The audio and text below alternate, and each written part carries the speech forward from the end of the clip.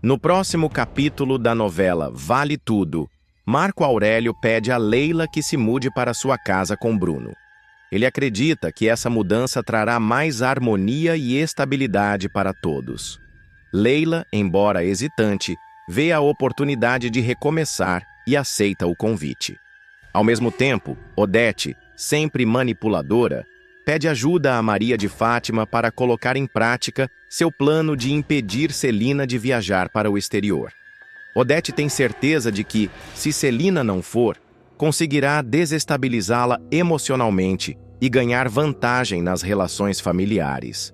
Leila e Bruno se mudam para a casa de Marco Aurélio, trazendo consigo uma nova dinâmica. Ivan, o pai de Bruno, fica preocupado com essa mudança. Ele teme que Bruno se perca na nova rotina e se distancie da família. Ivan tenta conversar com ele, mas Bruno parece empolgado com a ideia de viver com Marco Aurélio e Leila, ignorando os avisos do pai. Enquanto isso, Laís exige que ele lhe devolva Sarita, sua filha. A tensão aumenta quando Laís percebe que os documentos de Sarita desapareceram. Desesperada, ela busca por respostas e se questiona se Marco Aurélio está escondendo algo. Sua angústia a leva a confrontá-lo, mas Marco se mantém firme, defendendo sua posição. Antes de continuar, clique no botão de gostei, se inscreva no canal e comente de qual cidade você assiste a novela. Eugênio, por sua vez, tenta convencer Celina a ir ao jantar de Esteban, sugerindo que deixar Heleninha em casa seria o melhor. No entanto, Celina se desespera ao perceber que Heleninha se trancou no quarto e não resistiu à bebida. A situação se complica ainda mais quando Celina tenta arrombar a porta, aflita e sem saber como lidar com a situação. Odete observa tudo com um sorriso satisfeito, percebendo que seu plano para desestabilizar Celina está dando certo.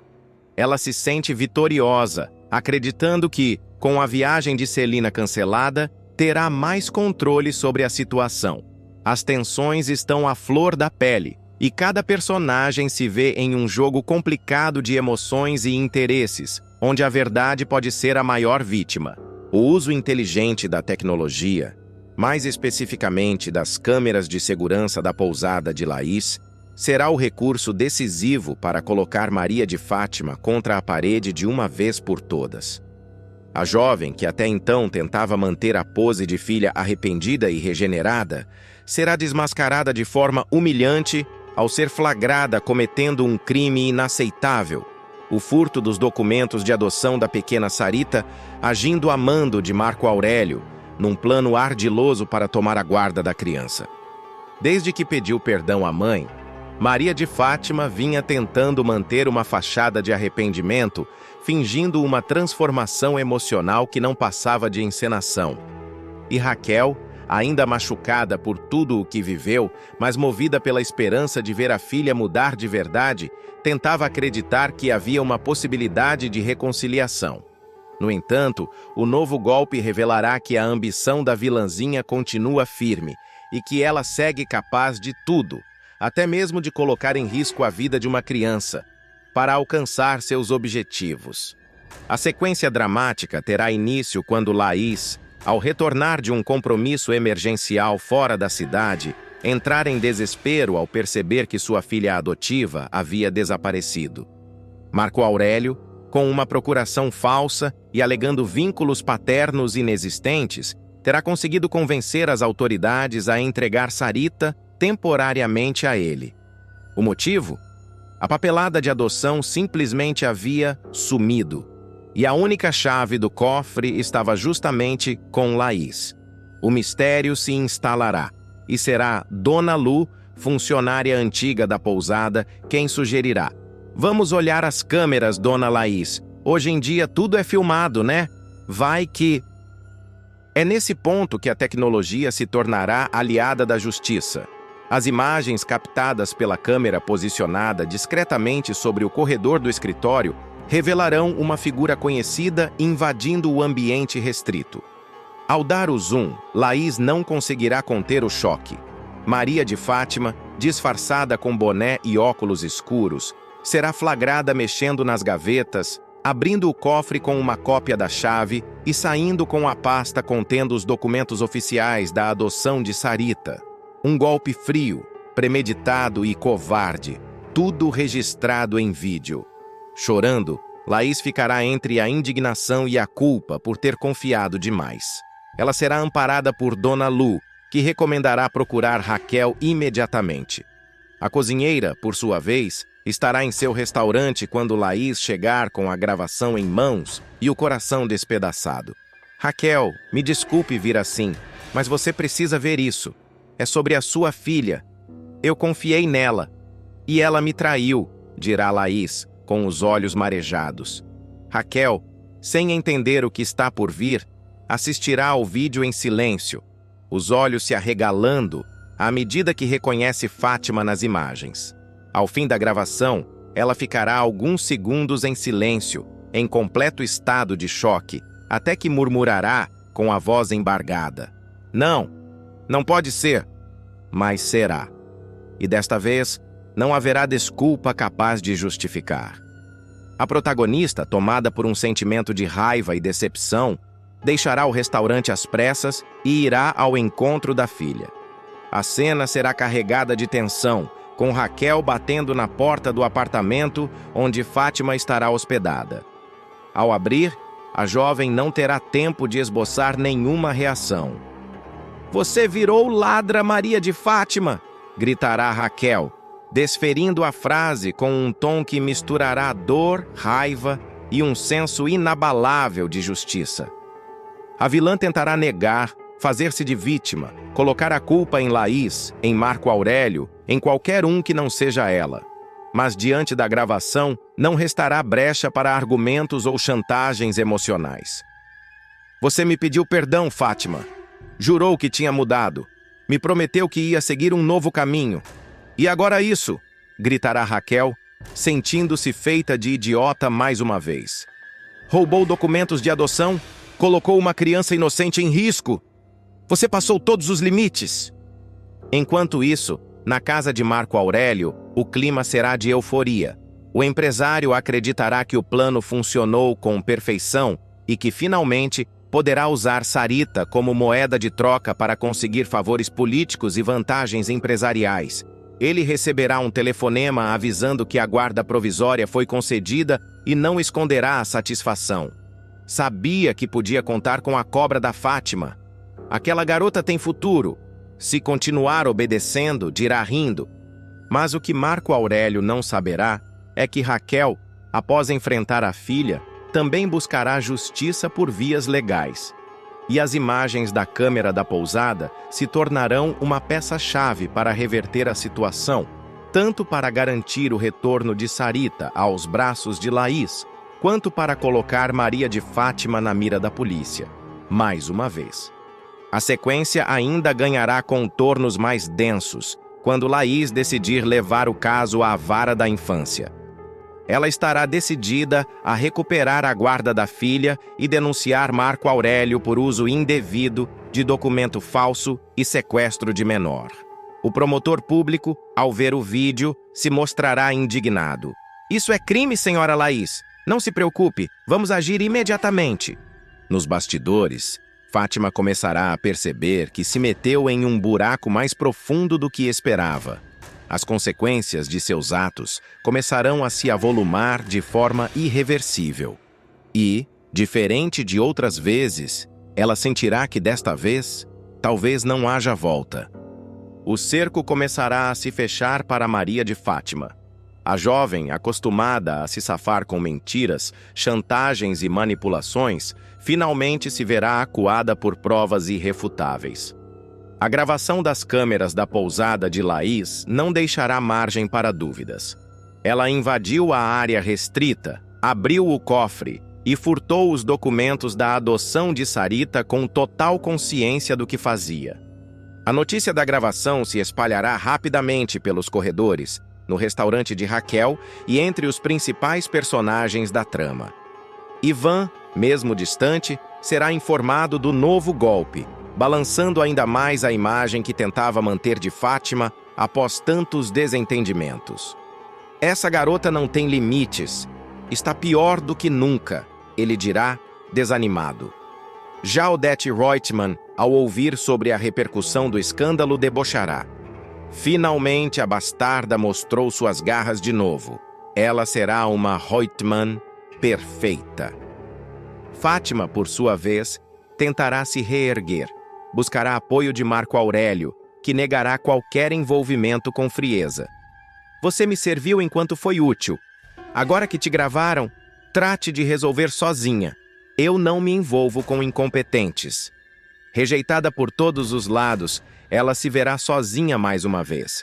Mas ainda com um olhar ambicioso, como quem está disposta a revidar. E a trama ganhará fôlego para novos embates, pois a gravação, embora poderosa, será apenas a ponta de um iceberg de mentiras, traições e revelações que ainda estão por vir. A guerra entre Raquel e Maria de Fátima será reacesa, e desta vez, com aliados dos dois lados prontos para tudo. Laís recuperará a guarda de Sarita na justiça, e Marco Aurélio verá seu plano ruir diante das autoridades. A ousadia de Maria de Fátima, desta vez, terá consequências reais. A jovem será intimada a depor, verá seu nome estampado em manchetes sensacionalistas e enfrentará o repúdio não apenas da mãe, mas de todos ao seu redor. Celina exigirá que Afonso tome uma atitude definitiva e até mesmo Odette Reutemann cortará relações com a vilã, considerando-a imatura demais para o jogo pesado. Raquel, devastada, tomará a decisão mais difícil de sua vida: romper, de forma definitiva, com a filha que tanto amou e por quem tanto lutou. Você não é mais minha filha. Eu já enterrei você dentro do meu coração, dirá, com a voz embargada, ao fechar a porta na cara de Fátima, que implorará por perdão. Agora sem máscaras, sem arrogância, apenas medo e desespero. Afonso flagra Fátima com César na noite de núpcias. O que era para ser o início de uma vida a dois, marcada por felicidade e cumplicidade, acabará virando o estopim de uma nova fase, repleta de desconfiança, mágoas e descobertas sombrias. Afonso será surpreendido por uma traição imperdoável da própria esposa. Em pleno quarto de núpcias, ele escutará Maria de Fátima declarar amor ao amante, César, sem saber que está sendo ouvida. A frase "Eu te amo", dita por ela durante uma ligação secreta, cairá como uma bomba no coração do empresário. Tudo começará após o luxuoso casamento que reunirá as principais figuras da alta sociedade. A cerimônia será suntuosa, decorada com flores raras, orquestra ao vivo e discursos emocionados. Odette Reutemann marcará presença, assim como Marco Aurélio e Leila. Raquel será a grande ausência. Ela se recusará a prestigiar a união da filha, sabendo o quanto Afonso é apenas mais uma vítima da ambição sem limites de Fátima. Ainda assim, a imprensa fará alarde do evento, com manchetes como "Casamento do ano une dois grandes nomes do Rio de Janeiro". Após os brindes, as fotos e a dança dos noivos, Fátima subirá para o quarto ao lado do marido. Já no ambiente íntimo, ela tentará manter a pose de esposa dedicada, sorridente e sedutora. Afonso, encantado, dirá palavras doces, ainda acreditando que vive um conto de fadas. No entanto, bastará a ele se afastar por poucos minutos para que a verdadeira face de Maria de Fátima comece a se revelar. Ela entrará no banheiro, trancará a porta com cuidado e, com mãos trêmulas de ansiedade, pegará o celular escondido em sua bolsa. Discará para César, com quem vinha mantendo um caso tórrido mesmo durante os preparativos para o casamento. A ligação será breve, mas intensa. "Eu também estava pensando em você", sussurrará ela num tom envolvente. César, do outro lado da linha, rirá e dirá que gostaria de estar com ela naquela noite e não com o banana do Afonso. Sem pensar, Fátima deixará escapar: "Eu te amo, César. Só estou com esse otário pelo dinheiro". No mesmo instante, Afonso retornará ao quarto sem fazer barulho. Ao escutar a voz da esposa, inicialmente pensará que ela está conversando com a mãe, Raquel, tentando justificar a ausência dela na cerimônia. Mas ao prestar mais atenção, ouvirá a frase devastadora. Um calafrio percorrerá seu corpo. Ele não gritará, não interromperá de imediato. Ficará ali, imóvel, com o coração em pedaços e os olhos marejados. Quando Fátima sair do banheiro, sorridente e satisfeita com o que acabara de dizer, dará de cara com o marido. Ele estará parado, olhando para ela fixamente, com o olhar cheio de dor e desconfiança. "Amor, que susto! Achei que você ainda estava lá embaixo", dirá, tentando disfarçar a tensão. Afonso não responderá de imediato. Apenas manterá o silêncio, como se estivesse tentando processar o que acabou de ouvir. "Estava falando com a minha mãe. Sabe como ela é, né? Fica sentimental em dia de casamento. Quis agradecer por tudo", mentirá Fátima com a voz trêmula. O empresário, por sua vez, não reagirá. Sequer pestanejará. Apenas sentará na beira da cama, olhando para o chão. A tensão no ar será quase insuportável. Fátima começará a ficar nervosa. "Você tá estranho? Aconteceu alguma coisa?" "Não. Só cansado", mentirá ele, escondendo sua verdadeira dor. Fátima tentará beijá-lo, mas Afonso se afastará com um sorriso amarelo. "Acho melhor a gente dormir. Foi um dia cansativo. Amanhã temos compromisso cedo", dirá, já virando de costas. Enquanto Fátima dormirá tranquila, acreditando que conseguiu se safar, Afonso passará a noite em claro, revivendo mentalmente cada palavra que ouviu atrás da porta. Ele se lembrará de todas as vezes em que Celina tentou alertá-lo. Pensará nas conversas com Solange, nos avisos de Sardinha, nas olhadas enviesadas de Odete Reutemann, como se todos, de alguma forma, soubessem que ele estava sendo enganado, menos ele. No dia seguinte, ao acordar, Fátima não encontrará Afonso no quarto. Ele terá saído logo cedo, alegando compromissos urgentes. Na verdade, ele terá ido até seu advogado pessoal para entender quais são as implicações legais caso deseje se separar imediatamente. O empresário começará a reunir provas, buscando certificar-se de que o que ouviu não foi um engano. Decidirá seguir a esposa, contratará um detetive particular e pedirá que monitore todos os passos de Fátima e César. Enquanto isso, Fátima manterá o teatro, posando de esposa perfeita, usando as redes sociais para postar fotos da lua de mel com legendas falsas, como "realizando um sonho com o amor da minha vida". Nos bastidores, continuará em contato com César, trocando mensagens e encontros às escondidas. Em um desses encontros, será flagrada por um paparazzi, que tirará uma foto comprometedora dos dois, entrando juntos em um hotel na Zona Sul. A imagem chegará até as mãos de Afonso por meio de um contato no jornal. Ele não reagirá com escândalo. Guardará a foto, imprimirá cópias e arquivará em uma pasta com a data e o local. Passará a agir com frieza, se aproximando de pessoas que possam ajudá-lo a desmascarar Fátima publicamente. Solange será uma delas. Após tanta rivalidade, ela e Afonso se reaproximarão, agora unidos pela dor e pelo desejo de justiça. Fátima, cada vez mais ousada, acreditará que tem Afonso nas mãos. Usará seu nome para tentar se infiltrar nos conselhos da TCA, intervir nos negócios da família e se posicionar como uma futura influente no mercado financeiro. Odete Reutemann perceberá essa movimentação e, pela primeira vez, começará a duvidar da aliada. Ela está indo rápido demais, e mulher que queima etapas costuma se queimar, dirá em conversa com Marco Aurélio. Enquanto isso, César passará a pressionar Fátima para que ela convença Afonso a abrir uma conta no exterior. A ideia é transferir parte dos bens para longe da justiça brasileira. Quando esse palhaço descobrir tudo, já vai ser tarde demais, dirá ele num tom debochado. O que eles não sabem é que Afonso já terá autorizado a instalação de escutas no escritório da própria casa. A gravação de uma conversa entre os amantes poderá se tornar a prova definitiva de que tudo não passa de um golpe arquitetado. Nos bastidores, Raquel também entrará em cena. Apesar de não ter comparecido ao casamento, ela receberá uma visita de Sardinha, que contará que Afonso está cada vez mais estranho, distante e murcho. Eu conheço aquele olhar. É o olhar de quem foi traído, dirá o rapaz. Raquel ficará apreensiva e decidirá procurar Afonso. Em um encontro reservado, Afonso desabará. Você estava certa o tempo todo.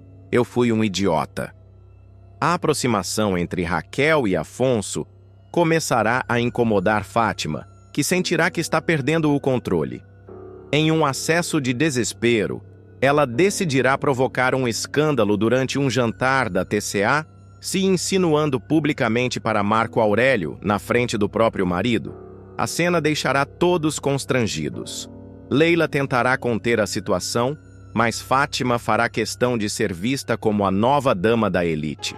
Poucos dias depois, Afonso tomará uma decisão definitiva. Ele pedirá para Fátima comparecer ao escritório da TCA, sob o pretexto de tratar de um possível investimento em nome dela. Sorridente e vaidosa, acreditando estar prestes a ganhar ainda mais poder, a vilã comparecerá pontualmente, sem saber que está caminhando para uma emboscada. Ao entrar na sala, Fátima encontrará não apenas Afonso, mas também Solange, Sardinha e até mesmo Raquel, que terá sido convidada discretamente. A tensão será palpável. Tentando manter a pose, Fátima dirá: "A que devo a honra dessa reunião tão inesperada?" Afonso se levantará calmamente, abrirá uma pasta e colocará sobre a mesa cópias das escutas, das fotos no hotel com César e das mensagens recuperadas do celular de Fátima com declarações comprometedoras. "Você jurou me amar naquela noite, mas jurou amor a outro homem dentro do banheiro. Você foi ouvida, gravada, monitorada. O que você tem a dizer?" disparará Afonso com o olhar firme. Fátima empalidecerá, se engasgará nas próprias palavras e tentará negar. Mas será interrompida por Raquel. "Chega, Fátima, sua máscara caiu, e eu sinto vergonha de ser sua mãe." Neste momento, Afonso anunciará que entrou com pedido de anulação do casamento e que todos os bens transferidos para o nome de Fátima serão revertidos judicialmente. César, por sua vez, será intimado pela Receita Federal após movimentações suspeitas em contas no exterior, fruto das investigações iniciadas por Afonso. Um novo escândalo vai sacudir os bastidores da TCA. Mário Sérgio, recém-contratado e já envolvido em esquemas duvidosos com Marco Aurélio, mostrará que não tem limites quando o assunto é ambição. O jornalista, que sempre demonstrou charme e perspicácia, agora passará a usar essas armas para seduzir ninguém menos que Odete Reutemann, a mulher mais poderosa e temida do grupo empresarial. Tudo começará em um fim de tarde aparentemente comum. A executiva estará sozinha em sua sala, concentrada em relatórios da holding, quando Mário Sérgio aproveitará uma brecha para se aproximar. Ele entrará discretamente, sem ser anunciado, e fingirá surpresa ao encontrá-la. "Nós temos reunião marcada?" perguntará Odete, erguendo os olhos por cima dos óculos. Ele, sorridente, responderá com o tom ligeiramente malicioso: "Infelizmente não. Mas eu estava na minha sala pensando, e tive uma ideia ousada. E se a senhora aceitasse tomar um drink comigo mais tarde?" Odete, acostumada a lidar com aduladores e bajuladores, se mostrará curiosamente receptiva. "Por enquanto não, mas é um convite simpático", devolverá ela, com uma expressão dúbia. O flerte se intensificará com trocas de olhares e sorrisos enigmáticos. "Assim eu posso me sentir encorajado a continuar te convidando", insistirá ele. "Seria uma forma coerente de reagir", responderá ela, sem perder o controle da situação. Mário Sérgio verá ali uma oportunidade rara. Com passos calculados, ele se aproximará da empresária e, num gesto atrevido, a envolverá pela cintura.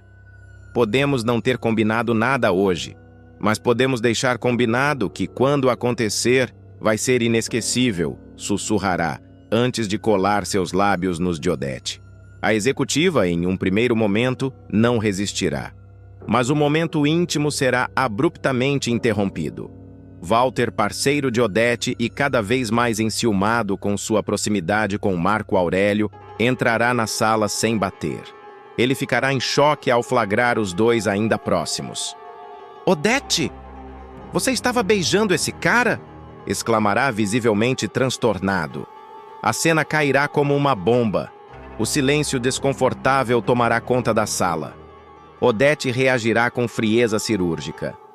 "Para começar, isso foi uma invasão de privacidade, Walter. Você entrou sem ser anunciado, sem bater e interrompeu uma conversa profissional", afirmará, virando o jogo a seu favor. "Não pretendo discutir minha vida pessoal aqui, na sede da TCA, muito menos com você."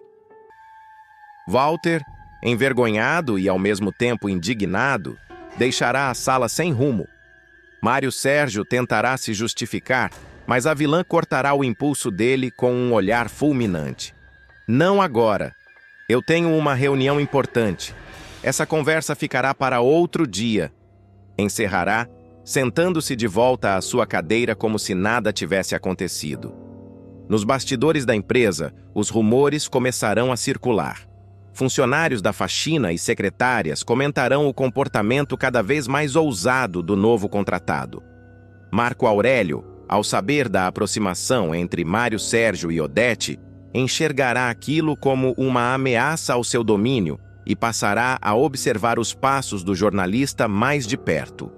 Ele chegará a confidenciar para Celina que, se o rapaz continuar se aproximando de Odete, poderá atrapalhar os planos de expansão da TCA no exterior. Ao mesmo tempo, Walter passará a agir com frieza. Ele, que sempre teve uma relação ambígua com Odete, uma mistura de parceria empresarial, respeito e algo mal resolvido, se sentirá traído. A tensão entre os dois aumentará em reuniões futuras. Olhares atravessados e farpas disfarçadas de ironia marcarão cada encontro. Odete, como sempre, fingirá indiferença, mas não deixará de notar o desconforto. Mário Sérgio, por sua vez, se sentirá ainda mais confiante após o beijo. Para ele, o gesto não foi apenas uma tentativa de sedução. Foi um passo estratégico. Em conversa com Rubens, um ex-colega da Tomorrow, ele deixará claro que planeja ascender dentro da empresa o mais rápido possível. Odete pode ser o passaporte para o que eu sempre quis: poder, visibilidade e muito dinheiro. Entretanto, o que ele não saberá é que Odete já terá começado a investigar o passado dele. A empresária, embora tenha cedido ao beijo, não confiará plenamente no jornalista. Com a ajuda de Eugênio, ela solicitará um dossiê completo sobre os envolvimentos profissionais e pessoais de Mário Sérgio. Descobrirá que ele foi demitido da Tomorrow por conduta imprópria e que mantém ligações suspeitas com fornecedores de fachada ligados a empresas de fachada de Marco Aurélio. Em um jantar reservado, Odete colocará Mário Sérgio contra a parede. "Você se aproximou de mim por interesse? Ou isso é apenas uma característica do seu instinto de sobrevivência?" Ele tentará desconversar, mas ela manterá o tom firme. "Você está em período de observação. Um passo em falso e você sairá da TCA tão rápido quanto entrou." O jornalista ficará abalado, mas não demonstrará. Ao contrário, fingirá gratidão pela oportunidade e intensificará sua postura de aliado fiel. Só que, nos bastidores, começará a preparar um contra-ataque. Ele hackeará e imprimirá relatórios confidenciais da empresa e começará a registrar reuniões sigilosas de Odete com investidores internacionais. Enquanto isso, Walter, tomado pela humilhação e pelo ciúme, procurará Ivan para conversar. "Você trabalha lá dentro, Ivan? Já reparou no comportamento da Odete ultimamente? Tem algo estranho. Ela está mais permissiva", dirá ele. A partir do flagra humilhante, Walter mudará radicalmente sua postura. Ele começará a observar os passos de Mário Sérgio com uma desconfiança crescente e fará questão de demonstrar sua insatisfação em olhares silenciosos e comentários ácidos. O ambiente na TCA ficará carregado, quase irrespirável, e os funcionários mais próximos perceberão rapidamente que algo grave está em curso. Odete, porém, manterá sua compostura imperturbável. Em público, continuará tratando Mário Sérgio com a mesma polidez de sempre, mas adotará uma estratégia calculista. O manterá por perto apenas o suficiente para que revele seus reais objetivos. A executiva passará a testar o jornalista, marcando compromissos e desmarcando de última hora, elogiando seus relatórios em reuniões, para depois criticá-los duramente em particular. Um verdadeiro jogo psicológico. Do outro lado, Mário Sérgio perceberá que está sendo manipulado, mas não recuará. Ao contrário, começará a planejar uma aproximação com nomes influentes da empresa, tentando se consolidar como um novo nome forte no setor de comunicação interna da TCA.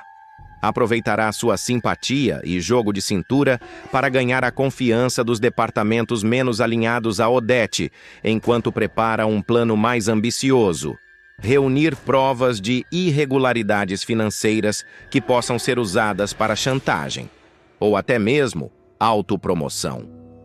O clima entre Mário Sérgio e Odete continuará carregado de tensão.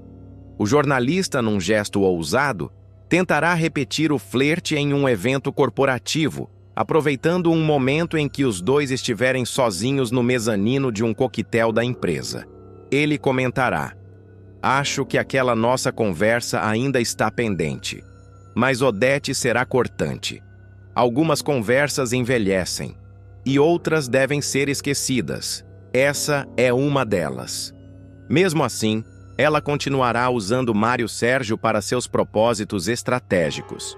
Em uma nova reunião com investidores estrangeiros, ela o colocará como porta-voz de uma proposta arrojada de reestruturação de imagem da TCA, testando até onde ele pode ir e até onde pode ser controlado. Walter, por sua vez, não desistirá facilmente. Ainda em busca de retomar seu prestígio, se unirá a outros aliados da velha guarda para tentar afastar o jornalista da diretoria. Ele dirá em um telefonema: "Se a Odete não enxergar quem é esse rapaz, talvez a imprensa enxergue." E com isso, começará a vasculhar o passado de Mário Sérgio com a intenção de divulgar um dossiê.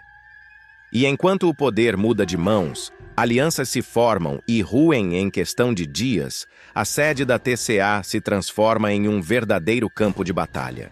Gilda, braço direito de Raquel no restaurante, ficará completamente em choque ao descobrir que Maria de Fátima pode ter sido a responsável por uma das maiores tragédias de sua vida. O atropelamento que quase lhe custou a perna e comprometeu meses de sua recuperação. A revelação acontecerá de forma inesperada, após a assistente encontrar por acaso uma foto no celular de Pascoal, mostrando a vilã aos beijos com César. E ao fundo, ninguém menos que Olavo, o mesmo homem que dirigia o carro que a atingiu meses antes. A imagem despertará imediatamente lembranças dolorosas. Gilda ficará paralisada, o celular quase caindo de suas mãos. Seus olhos se fixarão no rosto de Olavo e seu coração disparará. É ele! É ele! Sussurrará antes de confirmar em voz alta, tomada por um misto de pavor e revolta. Essa aqui tem o beijo da Maria de Fátima e o cara que me atropelou. Pascoal, que presenciava tudo, arregalará os olhos. O choque será mútuo. A lembrança do acidente ainda era nítida. Gilda, naquela manhã, havia ido até a agência bancária com Raquel. Ela se lembrava de ter atravessado a rua quando tudo ficou branco. Depois, dor, gritos, sangue. E então, um homem bem vestido, desesperado, dizendo que a levaria para o hospital. E mais tarde, para a casa de Raquel, onde curiosamente a vilã se mostrava mais preocupada do que o normal. Pascoal imediatamente conectará os pontos. Não pode ser coincidência, Gilda. Aquele cara com a Fátima e o César, isso tá cheirando armação. O clima pesará no ambiente. Ambos recordarão o que veio depois do atropelamento.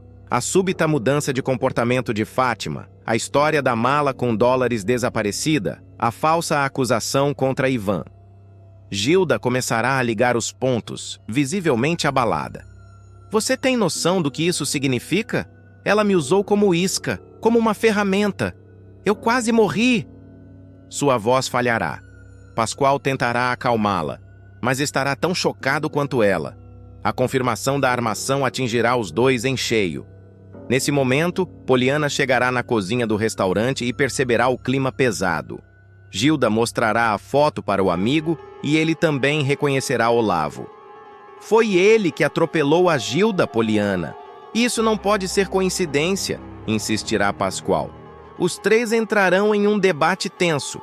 Contar ou não contar para Raquel? Gilda hesitará. Ela não merece mais essa decepção, Pascoal. Eu daria tudo para ter uma mãe como ela. Imagina saber que a própria filha fez isso com uma funcionária, com alguém que só queria ajudar? A jovem estará visivelmente comovida, mas a indignação aumentará a cada nova lembrança. Pascoal, mais pragmático, proporá uma solução menos direta, mas igualmente eficiente. Já sei! A gente compra um chip novo, coloca a foto, escreve tudo e manda uma mensagem anônima. Deixa essa bomba cair nas mãos dela aos poucos. Do jeito certo. Apesar da relutância de Gilda, a ideia será recebida como uma possível saída para aliviar a consciência dos três sem causar uma destruição imediata no coração de Raquel. Poliana, no entanto, argumentará. Se a gente sabe de algo assim e se cala, vira cúmplice. Mais tarde, sozinha em seu quarto, Gilda reviverá cada passo daquele dia do acidente. Os olhos se fecharão em dor. Ela se lembrará do olhar de Olavo, frio e controlado. Repassará os dias seguintes, quando Fátima a visitava com sorrisos forçados, perguntando demais sobre a polícia, sobre possíveis testemunhas. A máscara da vilã começava a cair em sua mente. Determinada a confirmar a história, Gilda decidirá ir mais fundo. Com a ajuda de Poliana, ela começará a investigar quem é Olavo, de onde veio e como ele se relacionava com César e Fátima. Descobrirão que ele trabalhou como segurança de uma empresa que, misteriosamente, foi dispensado. Outro detalhe chamará a atenção. Olavo foi visto recentemente saindo do mesmo apart hotel onde César estava hospedado. No dia seguinte, Gilda tentará abordar Fátima discretamente jogando verde. A filha de Raquel, como de costume, reagirá com desprezo. Não tenho tempo para conversa de pobre aleijada. A frase, cruel, cairá como uma facada em Gilda, mas também servirá como combustível. Pascoal, então, fará uma proposta ainda mais ousada. Vamos gravar a Fátima. Se ela tiver mesmo culpa, uma hora vai se trair. A gente pode pegar ela falando algo, ou até tentar provocar o Olavo. Se a gente conseguir mais provas, Raquel não vai ter como negar. Os três montarão um plano, enquanto Poliana seguirá Fátima em sua rotina. Pascoal ficará encarregado de recuperar imagens de câmeras de segurança antigas da Rua do Banco. Algo difícil, mas possível, se a empresa de monitoramento ainda tiver backup. Gilda, por sua vez, marcará um encontro com Olavo fingindo interesse em acertar contas do passado. Dirá que quer agradecê-lo por tê-la socorrido e inventará uma desculpa para reencontrá-lo. Olavo, sem saber que está sendo monitorado, aceitará. O plano é fazê-lo falar e gravar tudo. No encontro, Olavo parecerá nervoso. Você tá bem, né? Foi só um acidente, dirá ele, tentando manter a pose. Gilda, com o celular gravando discretamente, responderá com firmeza. Você estava mesmo naquela rua, por acaso? Ou foi pago para me atingir? Olavo tentará desconversar, mas o nervosismo tomará conta. Ele dirá mais do que deveria. Eu só segui ordens. Me disseram que era só para fazer um escândalo, que não era para machucar tanto. Gilda sentirá o sangue gelar. Quem te mandou? Insistirá ela. Mas Olavo se calará. Mesmo com poucas palavras, a gravação será suficiente para comprovar a ligação entre ele e alguém que planejou o acidente. Gilda sairá do encontro sem dizer nada, mas por dentro estará em frangalhos. Ela entregará o áudio a Pascoal, que ficará estarrecido. Ela quase te matou, Gilda. Aquela cobra.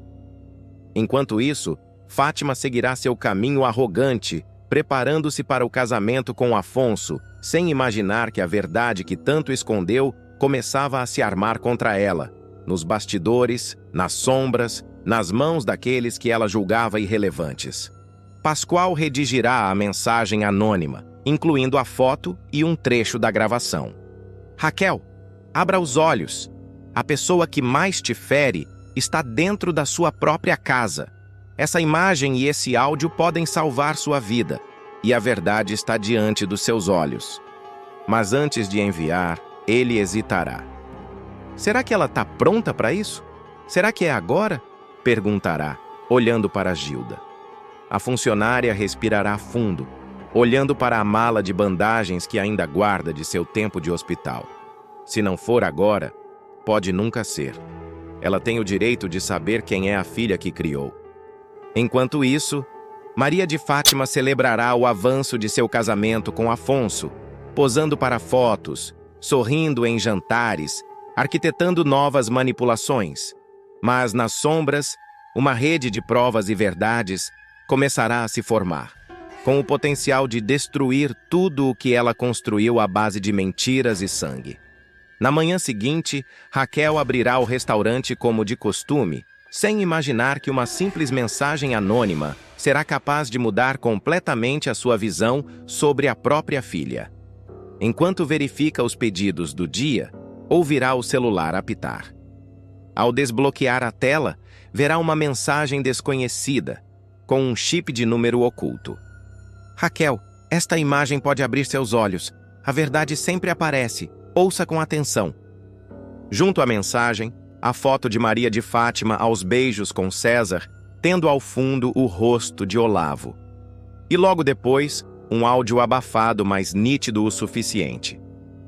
Eu só segui ordens. Me disseram que era só para fazer um escândalo, que não era para machucar tanto. Raquel sentirá o chão desaparecer debaixo dos seus pés. As mãos tremendo, os olhos vidrados na imagem e na voz que ecoa dos fones de ouvido.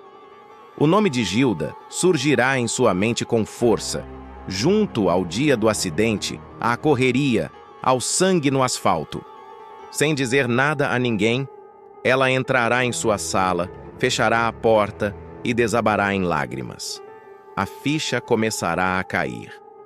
Do lado de fora, Gilda, Pascoal e Poliana observarão de longe, trocando olhares aflitos. Sabem que o estopim foi aceso e que o impacto será devastador. A partir dali, nada mais será como antes.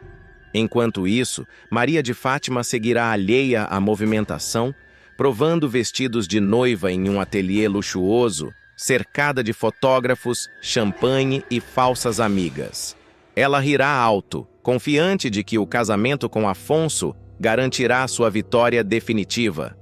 Mas um novo jogo começou, e as peças estão se movendo em silêncio. A verdade está prestes a se impor, com força, dor e consequências irreversíveis.